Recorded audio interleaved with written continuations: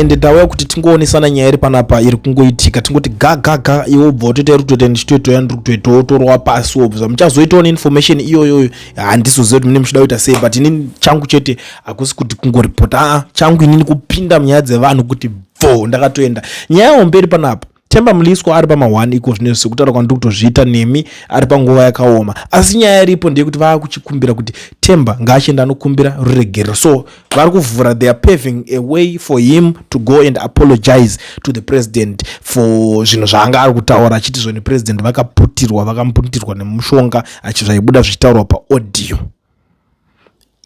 aitaura tingangoti a leaked phone call yaitaura naRutendo Matinyara nyaya dzacho dzinonetsa ende nyaya dzimwe dzacho dzinotemesa musoro because chodzoka choitika nje kuti vakomana vanenge vakuramba kuti handisirini ukango apologize waadmita ndo nyaya hombe iri papo but ukasa admita futi manje nyaya yacho uchatanga kuprova wrong wakuudzwa kuti AI haizogone chikaranga kana iri phone call AI maybe damanyanya kushandisa kana chirungu unoziva here kuti vanhu havasi mabalance vakutoziva slogan netangi yemunhu are you with me vatozoti okay this is Themba are you with me that's his signature yekutaura but I'm not saying kuti ndiye and I'm not forcing him kuti abvume but first thing first iri kubuda nekuna Rutendo ari kuti muzukuru my suggestion is you apologize for insulting the president, the first lady Gigi Kuda, police commissioner that's Mutamba, and many other people in our recorded conversations. Also remember that if I release these voice notes to the police, you will be heard trying to convince me to accept to meet some billionaires, millionaires and foreign based individuals to overthrow the government and replace them with the new generation consensus. That is treason and subversion. So apologize to the president, first lady, the many people you insult, and me while you still have a chance. Muzukuru ndo nyaya iripo. Rutendo anogara totaura kuti ndinadzo nyaya hopo. Saka nawo vari kutaura kuti iwo sinzi iwo vakumublema kuti iwo handler wako nditungwarara, saka muri kushanda natungwarara, muri kuda kuti paradza, muri kuda kuti bomba, muri kuda kuti ende mukuzviti munoti recorda, makati recorda ende muda kubudisa zvinhu zvese zvamakati recorda. That's where the problem is. That's where the problem is. Themba is not admitting. Themba doesn't want to admit.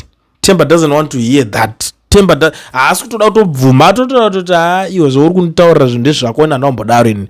Ende kuti ndataura ndine zvimwe. Like guys, zati kutaurira nyaya kutoenda kupolisi kwacho kwaatoita, I think kuti it's a wrong move. Nekuti zvazvinoita ka polisi yacho inotopawo mamwe audio kuti ukaiterera iwe ungaita se audio waiterera uri mupolisi yayo.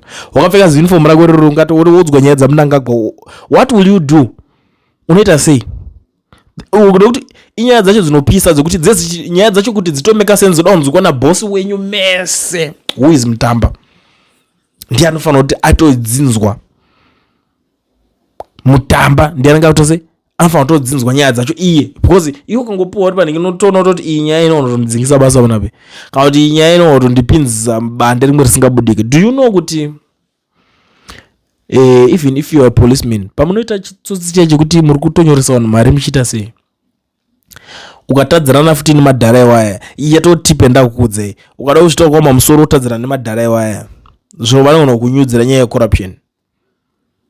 Iwo zvose tokambona zvichiitika zvinokwanisa kuitika kana uchingowanetsana navo. Saka nyaya idzodzi dzagara dzinotonetsa kuti unge chinhingina. As for the first lady, mbede imwe yakambobudisa asi Themba so aidite zvangu. Saka inozoti pesa apa it is my brother.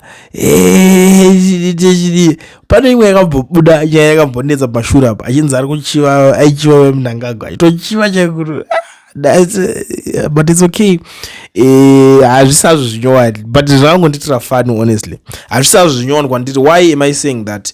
Because kuchiva kasi kutaura kwaringa zvitaura mukadzi wamukoma wake, saka zvinhu zvekumba kwawo honestly speaking. anenge achiona kutsukira plus Themba ajera anenge amuno kuti angojera ngororo zvimbuya zvindoko anenge achida kutambereka kwa akasvika nezeriba rake zigrade Themba anzane grade rekuti ya riba riba baba saka kutodenda kwanenge achita asanga ado rishandisira kuziriko ziriba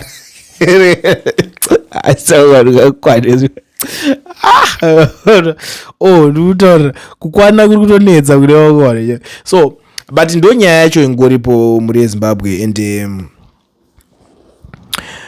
ndangoti ndingopfura nepapa. I'm so excited kuti ndinge ndichitaura nyaya dzidzi ndichirova baba riba racho ndichingotsemera. Inini ndini wani munhu wekuti handina mangwana ende kumberi kwangu handina zvinoyera. Ndinoda kuti nyaya dzese kana dzichinge dzabuda dzisvike kwamuri sezvadziri dzisazonyanya kudilutwa because tikazokurumidza kudzidiluta hadzizobude zvakanaka ende hadzizonakidza kuteerera. Saka iyi ngatiiperere panapa tosangana mune nyaya dzimwe dziri kuitika. Nyaya ndaona izvezvi ndekungoti Themba Mliswa akonzi kumbira regerero. Iyi nyaya yakuti zotaura nauyu angotaurawo hake on public rutendo nevamwe vanhu but nyaya irimo mumastreets Themba Mliswa atokuwara nogariswa zvimameeting phone call after phone call zvimameeting manheru ende muzving'anga wachipinda wachita se achinogezwa zvanenge achigezwa mumapako machinchichi. That's why maona kuti angasurunya batika anongoita zvinhu zvake at any given time panguva yake kuti atry kuramba akaita se akasimba akamira asazongove munhu anongozungunuswa zvekuita se zvekumhanya even though zvake achizvisimbiswa pane n'anga dzavo dzavanoita se zing'anga dzacho dzichishanda kadzaifanira kunge dzakamumudza kuti kunotonhu kuchachikiwa nemwana watsvangira babaya yazana Themba zviko zvatozvibakira adzi riba baba